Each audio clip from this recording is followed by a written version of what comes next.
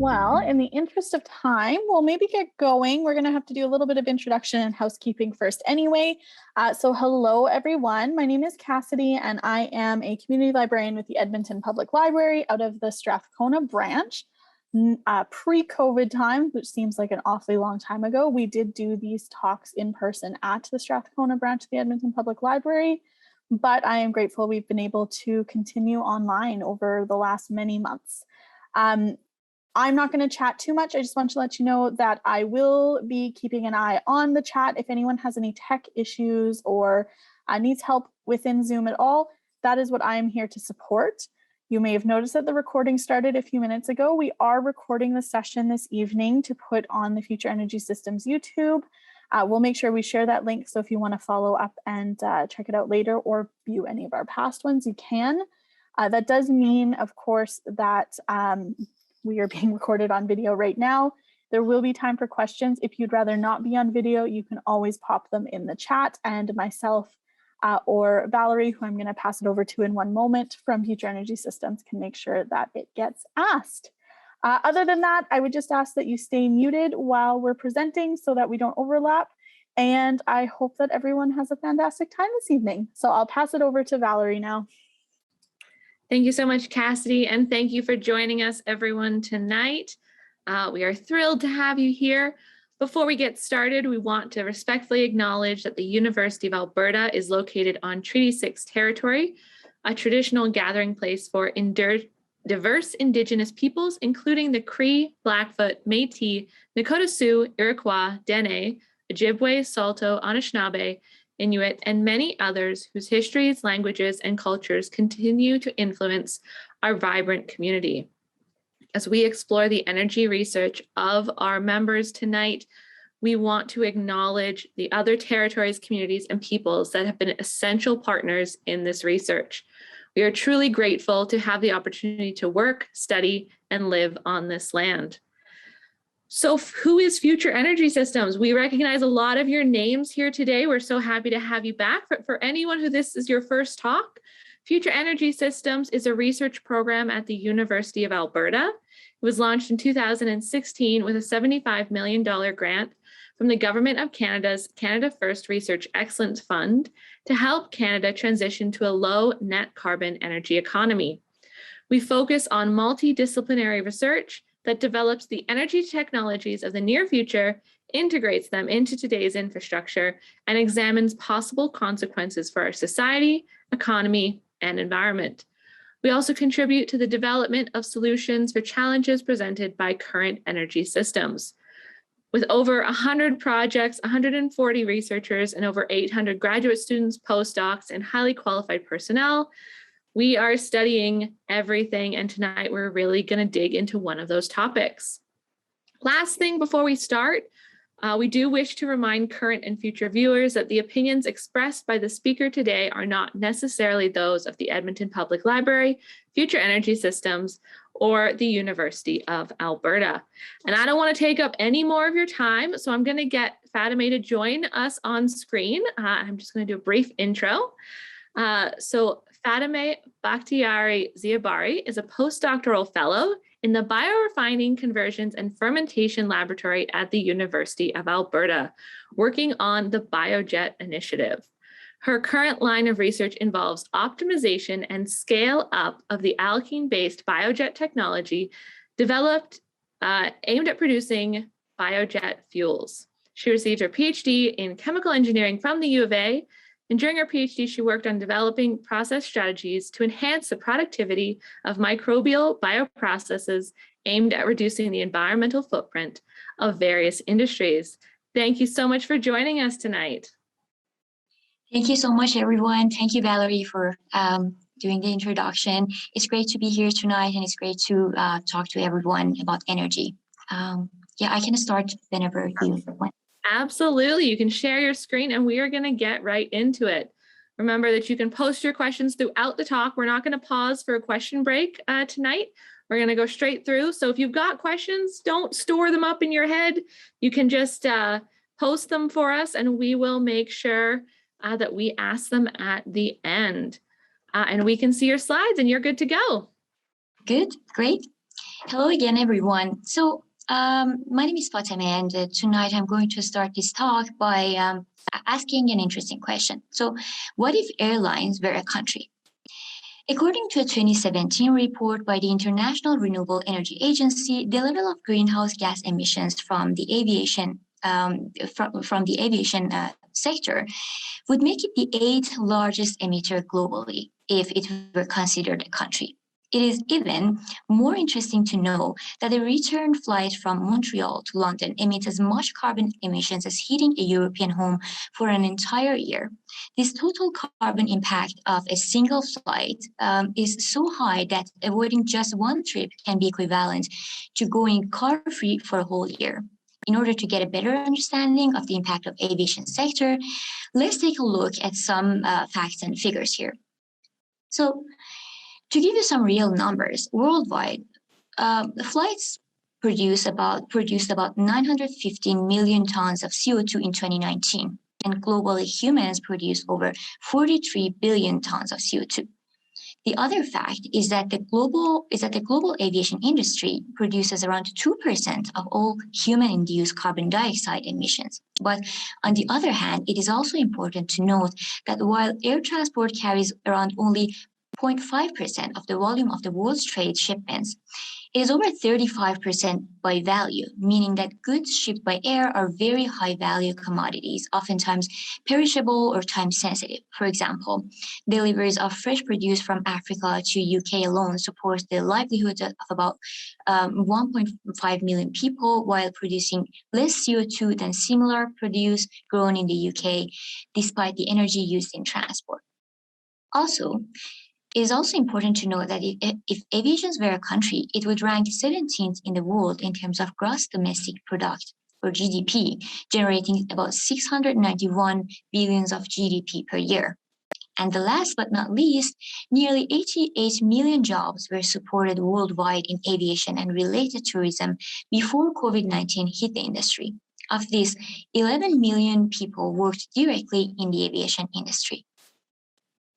So how do we currently fuel our flights? To answer that, let's look at our energy today. Our energy today is mostly based on fossil fuels. As you can see, fossil fuels provide the energy we need for quite a lot of things, such as generation of power, producing chemicals and solvents, fueling our cars, long-haul transport, and aviation industry. The problem with that is the limitation in resource and environmental issues. Biofuels, on the other hand, are fuels produced directly or indirectly from organic material or biomass, including plant materials and animal waste. Since such feedstock material can be replenished readily, biofuel is a source of renewable energy. Biofuels are transportation fuels such as ethanol and biomass-based diesel fuel that are made from biomass materials and are usually blended with petroleum fuels like gasoline and diesel fuel, but they can also be used on their own. Using ethanol or biodiesel reduces the consumption of gasoline and diesel fuel made from crude oil. Canadian biorefineries have the capacity to produce about 1.7 billion liters of ethanol per year. Most of this is mixed into gasoline. The majority of gasoline-powered vehicles built since 1980s can run on a mixture of up to 10% ethanol without any engine modification. Also, some North American car companies make flexible fuel or flex fuel vehicles with modified engines. These engines can use mixtures of up to 85% ethanol and 15% gasoline. More advanced and efficient conversion technologies now allow extraction of biofuels from materials such as wood, crops, and waste material. Biofuels can be solid, gaseous, or liquid, even though the term is often used in the literature in a narrow sense to refer only to liquid biofuels for transport.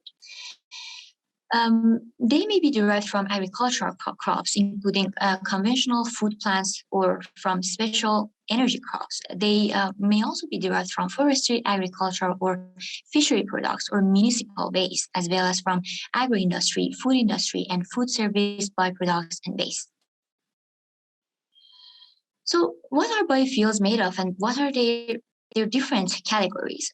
Scientists divide biofuels into 4 categories or generations, depending on the raw material used to produce them. First generation biofuels are made mainly from food-related sources. Examples include starch from cereal plants like corn and wheat, sugars from sugarcane, vegetable oils, and animal fats. Fuels can be made from these substances in many ways, including through the help of microorganisms. For example, a fungi called Saccharomyces cerevisiae, which is a type of yeast, can ferment sugars into ethanol. Into ethanol. Second generation biofuels are produced from non-food sources. They are mainly made from cellulose that makes up cell walls. That's why they are also called cellulosic biofuels. Woods and straw are examples of materials used to produce cellulosic biofuels. So are crops residues. Those are the materials left over after the edible parts of the crop is harvested. Third generation biofuels are produced by certain species of algae. And that's why they're also called algal fuels. Some algal species can secrete oily substances. These substances can be used as biofuels, and because algae photosynthesize and therefore they create their own energy. That's why they are seen as a low-cost, high-energy source for making biofuels.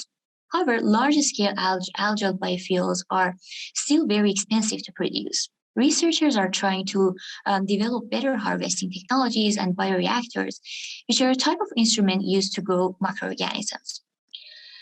Fourth generation biofuels make up the newest sector of biofuel technology, in which scientists are trying to find a source of bioenergy that doubles as a method for capturing and storing CO2.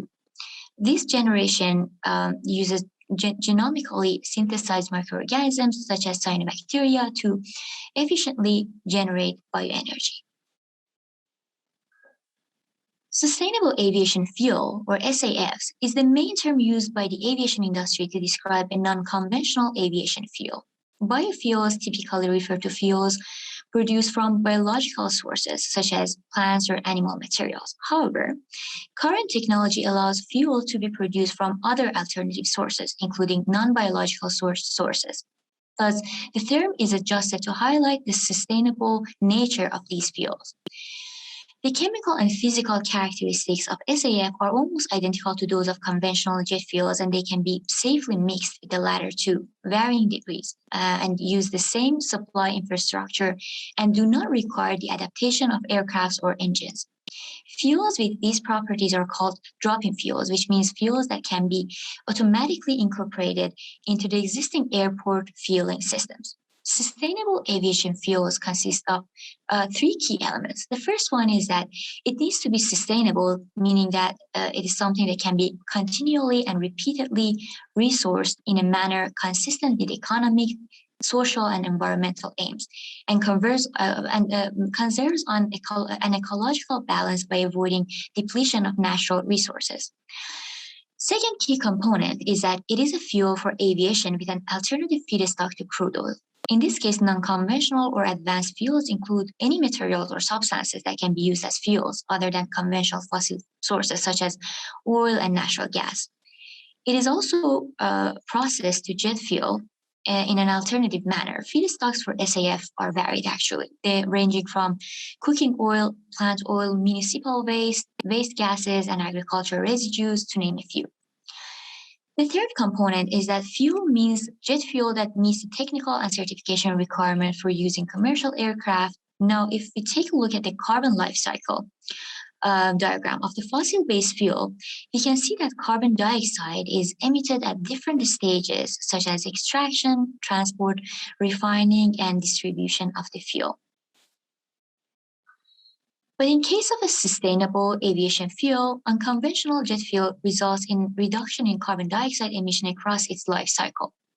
Carbon dioxide is absorbed by plants during the growth of biomass is roughly equivalent to the amount of carbon dioxide produced when the fuel is burned in combustion engines, which is simply returned to the atmosphere.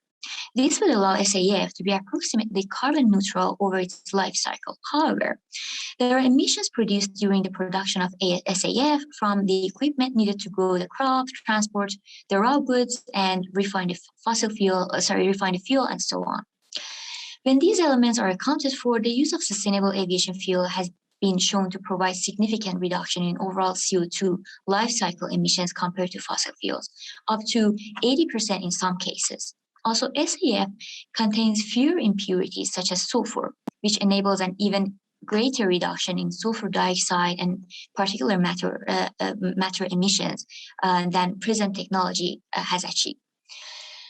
In the case of SAF produced from municipal waste, the environmental gains are derived both from avoiding petroleum use and also from the fact that the waste would be otherwise left to decompose in landfill sites, producing no further benefits and dangerous greenhouse gases like methane, rather than being used to power a commercial flight.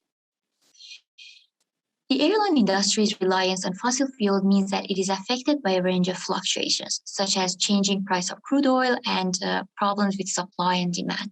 SAF is an attractive alternative, as its production is not limited to locations where fossil fuels can be drilled, enabling a more diverse geographical supply and a degree of energy security for states and airlines. Also, fuel is typically one of the largest operating costs for the airline industry.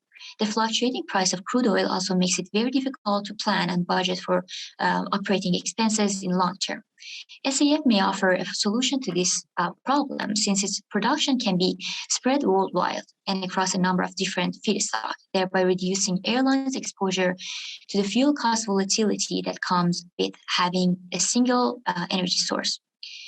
And also, last but not least, SAF can provide economic benefits to parts of the world that have large amounts of marginal or unavailable land for food crops, but are suitable for growing SAF crops, or which have other sources of feedstocks, such as municipal waste. As mentioned before, biofuels can be made from various feedstocks. In our project, we use lipid feedstock for biofuel production. Lipids are the main constituents of fats and oils, and they have a backbone of glycerol and 3 fatty acids. The fatty acids have long chains of carbon and hydrogen, similar to fossil fuels. They have a higher energy density and heat content, and also high hydrogen to carbon ratio in compared to many other types of biomasses. The higher hydrogen to carbon ratio, the higher the energy efficiency of the fuel and lower the CO2 emissions from its combustion. They are also renewable and available worldwide, and all of these makes them suitable sources for production of biofuels. We can get lipids from a variety of sources, such as waste cooking oil, lard from animals, and canola oil plants, which I'm sure many of you are familiar with. They also can be extracted from microorganisms and can be extracted from plants such as jatropha, which is a drought-resistant plant growing well in marginal or poor soils. Now, as I mentioned before, advanced or drop-in fuels are fuels that can be automatically incorporated into existing fueling systems and engines. The main product of advanced lipid technologies is renewable diesel and green diesel. The processes used to make these products use a catalyst, usually, which then needs to be regenerated each time to be used again. Also, some of these processes use hydrogen in order to hydroprocess lipids and turn them into fuels. The hydrogen used in these processes is often made from steam reforming of natural gas, which produces carbon dioxide as a side product. So the problem is that not only methane itself is a fossil fuel, but also this process produces more carbon dioxide. This hydrogen can be produced from more sustainable sources, such as by splitting of water, but it can be more expensive naturally. Currently, there are companies that are using triglyceride hydrogenation for production of biofuels. Examples include Neste Next BTL and UOP Eco Refining. They have commercial facilities operating in the US and Europe. So, as I mentioned in the previous slide, some of the current advanced lipid technologies use catalyst and hydrogen for biofuel production. But pyrolysis is another technology available to convert biomass to an intermediate liquid product that can be refined to drop in hydrocarbon biofuels. Pyrolysis is the heating of an organic material, such as biomass, in the absence of oxygen. Biomass pyrolysis is usually conducted at high temperatures, providing enough heat to deconstruct the strong bonds between atoms and molecules. Because no oxygen is present, so no combustion occurs. So combustion does not occur, rather the biomass thermally decomposes into combustible gases and products. So basically in this process, fatty acids undergo high heat and oxygen is removed from them in the form of CO2. This separated mass consists of 15% of the mass of fatty acid. What remains is a 5% gas and 95% liquid product consisting of straight chain and branched hydrocarbons. In our project, we use this technology to produce an array of liquid products and biofuels. As we said in the previous slide, pyrolysis is a process for decomposing organic materials at elevated temperatures in the absence of oxygen. The process typically occurs at temperatures above 430 degrees centigrade and under pressure. It simultaneously involves the change of physical phase and chemical composition and is an irreversible process. It commonly converts organic material into liquids, gases, and a solid residue.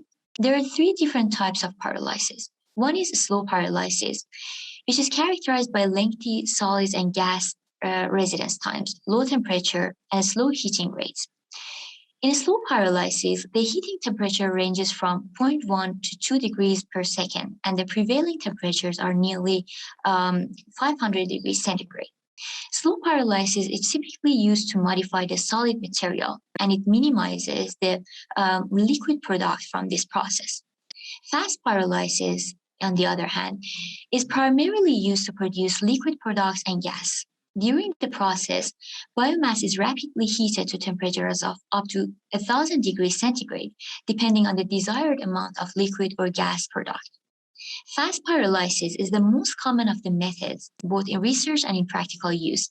On the other hand, flash pyrolysis is an extremely rapid thermal decomposition pyrolysis with a high heating rate. The main products are gases and liquid products and bio-oil. Heating rates can vary from 100 degrees centigrade to 10,000 degrees centigrade per second, and residence times are very short in duration. The major product of this process is also gas and liquid products. Also, fast pyrolysis has been shown to benefit from the use of microwave heating. So biomass typically absorbs microwave radiation very well, making heating of the material highly efficient. Just like microwave heating of food, it can reduce the time taken to initiate the pyrolysis reactions and also greatly reduce the energy required for the process. Because microwave heating can initiate pyrolysis at much lower overall temperatures, sometimes as low as 200 to 300 degrees centigrade, it has been found that the bio-oil produced contains higher concentrations of high-value chemicals, suggesting that microwave bio-oil could be used as a replacement for crude oil as a feedstock for some chemical processes. Some of the advantages of the pyrolysis are that it is simple, inexpensive technology for processing a wide variety of feedstocks.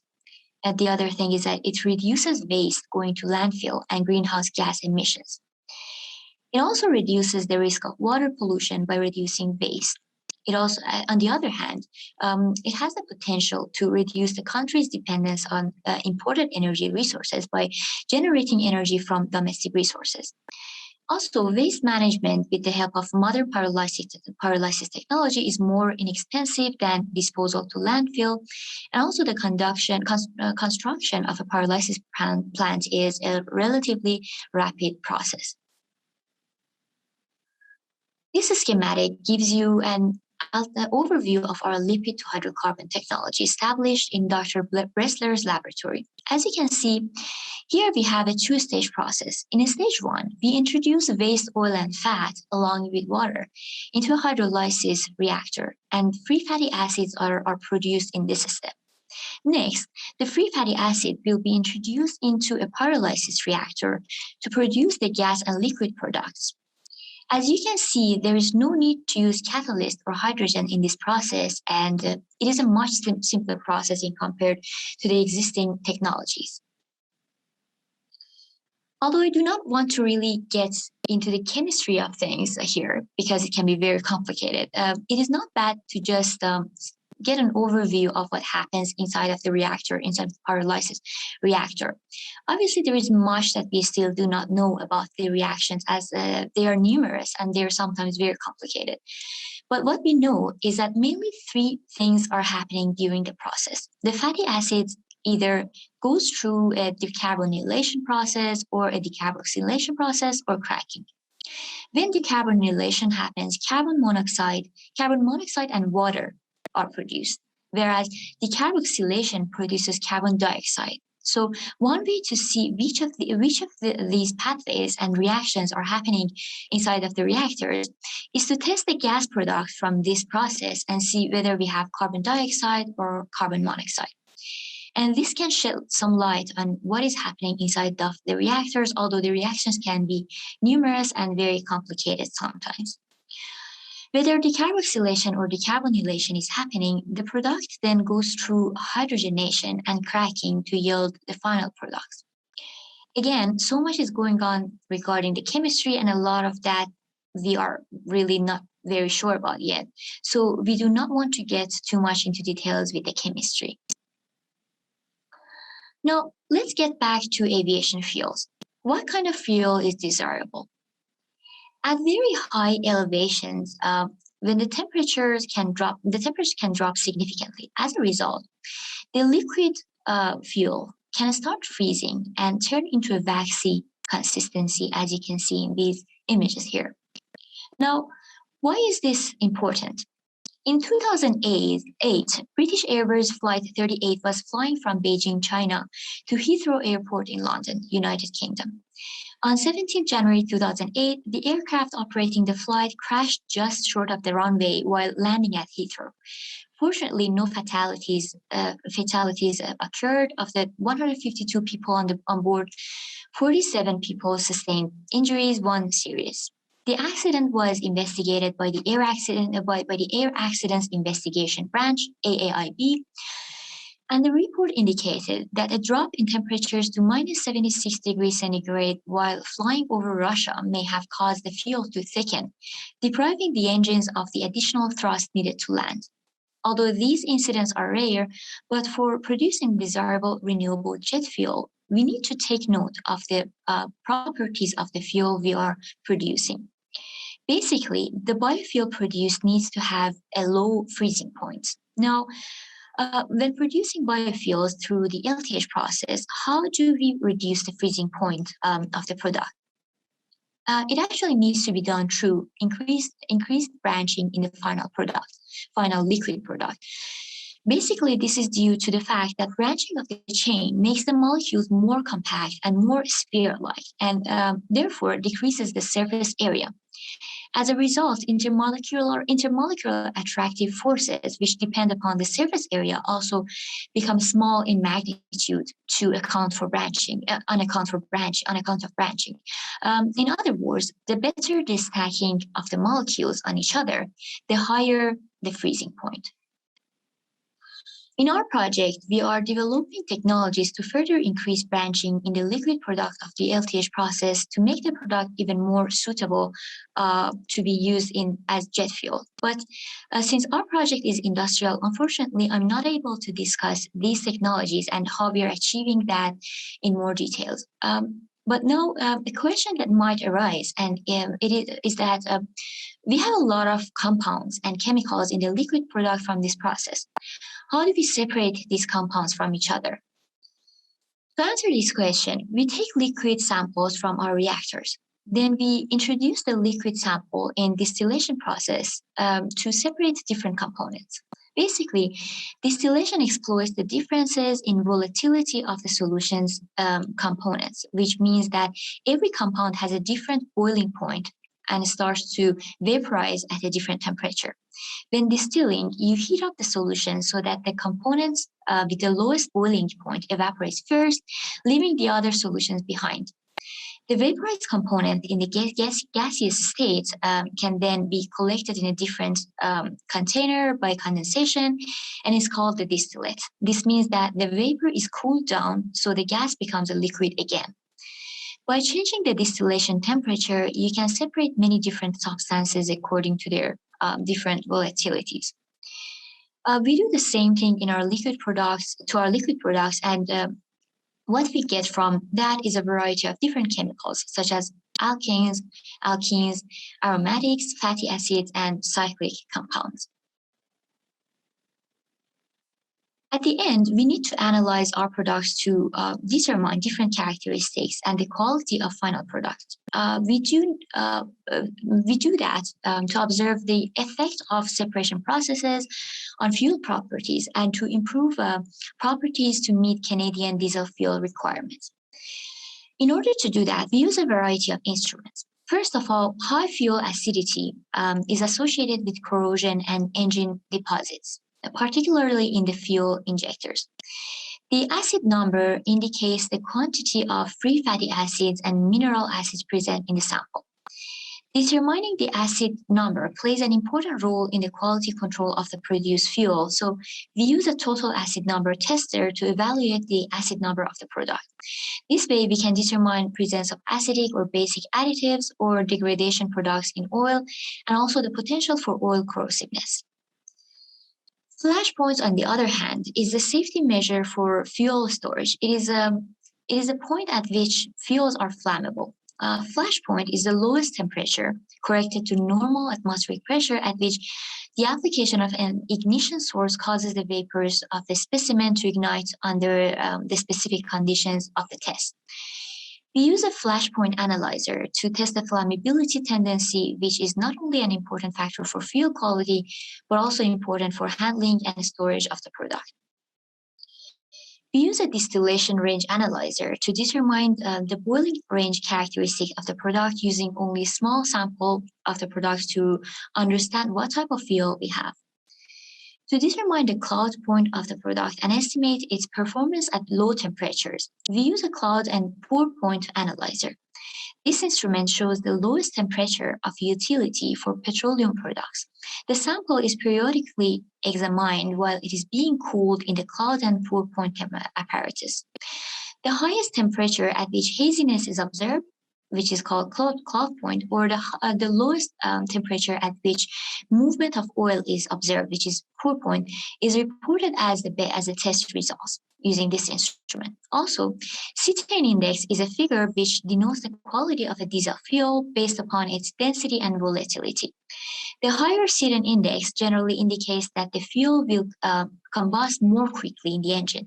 This doesn't necessarily guarantee better efficiency, but it should indicate a quicker and more smoothly running engine. It can also mean that there will be less harmful emissions from the exhaust pipe and less wear or tear on the inner components of the car.